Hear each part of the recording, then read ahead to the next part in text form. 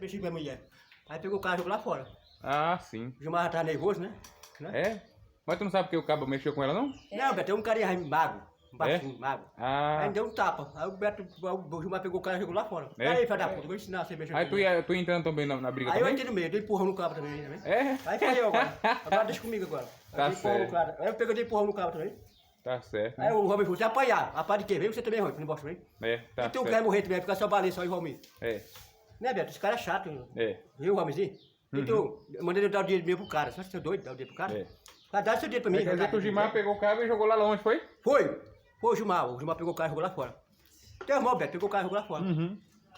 Ele viu, né? Parece que ele viu o cara mexendo. Brabo que só mulher. Ele viu, parece que ele tava vendo, né? Não é que ele viu lá, me deu conta. Aí pegou, É? o cara e jogou lá fora. Aí não viu também. O cara é magro, né? Pegou o carro e jogou lá fora. Aí tome. Toma. Aí o pau comeu. Aí falou, ele filho da puta, pra ensinar você não mexer com os outros mais. O Gilmar já tava nervoso, né? Né?